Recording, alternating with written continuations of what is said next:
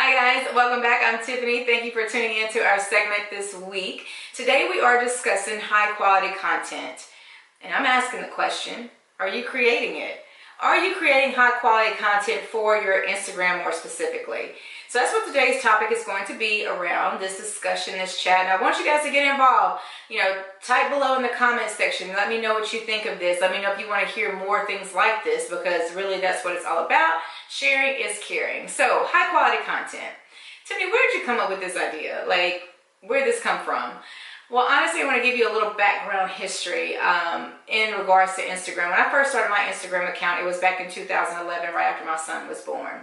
I was the mommy that thought that, hey, let me just start this Instagram page and share my son's life, his first steps. Y'all, that ain't happened. So instead of sharing like life moments with my audience and my family about my son, I kind of retracted that and started sharing more information in regards to my makeup artistry, my before and afters. I started sharing hair tutorials, hair videos, hair pictures, and I realized that after I started posting, high quality content in my terms, I noticed that brands started to take notice as well. They would contact me, they would want to work with me. I was like, I don't know about this. This is like, I'm new to this. I don't know what I'm doing. But I realized in that very moment that creating high quality content is very, very important. In today's discussion, I'm going to give you 4 ways that can make it a little bit easier when it comes to creating high quality content. But first, we have a little hands-on exercise. And I can't wait to do it with you. And I've done this with people before, so if you've ever met me and you've come up to me and you ask me questions about your Instagram page, y'all already know what I asked you. Open it up and let's look at it. So I'm going to give you a few minutes to head over to your Instagram profile on your phone. Check it out, take a look around, and really look at it. I want you to look at it from the eyes of the people who follow you or who may potentially want to engage with you. And I want you to ask yourself the question, would people actually click on this? Would people actually comment on this? Hey, is this a good photo, or could I have done just a little bit better by paying attention to detail? So ask yourself those series of questions. I'm not going to beat up on you too bad, because we really are trying to get to the point to where we can create high quality content where not only brands but your audience can engage with you. So once you've taken a look around and you've kind of come to a consensus of, oh, I don't know if that's high quality content, or you're like, heck yeah, I'm on it. Like, this is high quality content. Tiffany, I am good. I don't need your help, girl. So if you don't need my help, that's great. I'm just trying to offer this up because I know I get a lot of questions around it. So if your content is perfect in the way that you want it, great. But for those of you who it's not and you have some questions around it, hopefully these 4 tips will definitely help you kind of understand what that high quality content looks like. So for starters, we need to know what the term high quality really means. I mean, per the dictionary, what high quality means. It actually means the quality of being superior. Hey now. Quality is a degree or grade of excellence or worth. And we all know we are worth it, right? We wouldn't be doing this, we wouldn't be sharing this content if we didn't think so, or we had something to say or a story to tell. So I just want to get you on the right track of telling that story in a very impactful way using high quality photos and imagery, okay? So, like I said, if you're good on the tip, great. Please continue to watch if you're interested in what the tips are. If not, I understand, my feelings won't be hurt. So these are some of the things and the steps that I took when I started really taking my Instagram very seriously and thinking of my Instagram page as a brand.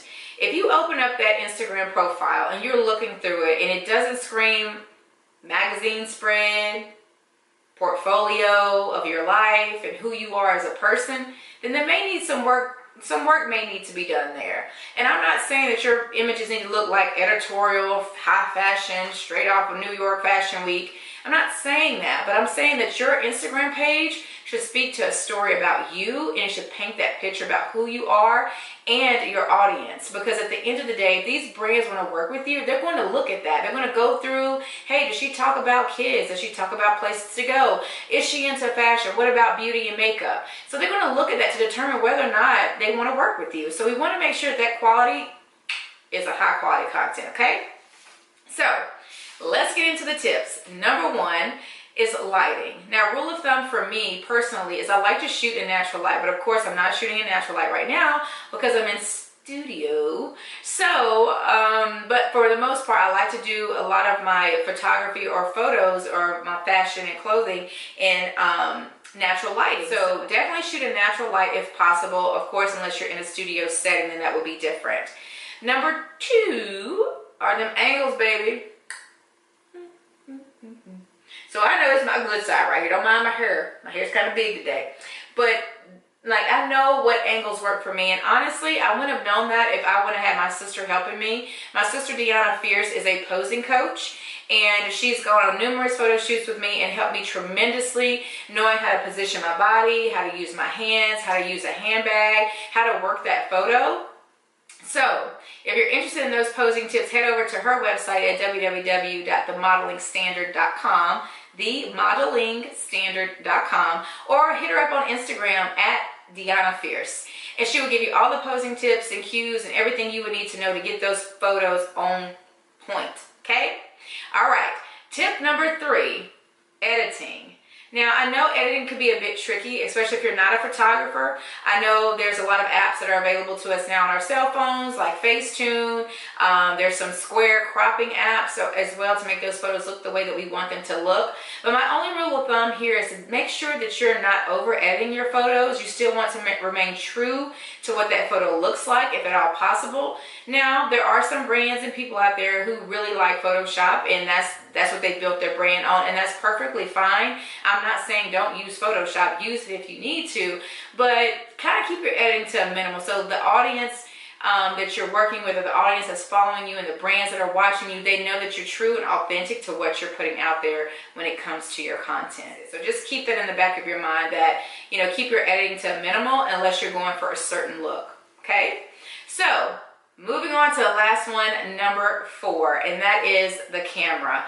So recently, I upgraded. My sister got an upgrade. Got an upgrade to an iPhone 8 Plus. And I've been shooting a lot of imagery and videos on my iPhone recently. But before then, I was using my Canon camera. It's a DSLR. It's an SL1. So it's a very lightweight camera, perfect for small hands because I have small hands. And I also use my Sony Alpha, I think this is a 5100. So I do have a lot of options when it comes to cameras, but I understand not everybody has that option. So make it work for you. If you have a great cell phone camera, use it to your advantage. Another thing you can do too, if you don't have the time to take your own photos, get your partner, your friend, your bestie, get them to take the photos of you. Do some test shots, kind of figure out what your angles are, what you're comfortable with wearing, because when that comes through on that photo, it's going to make for better content.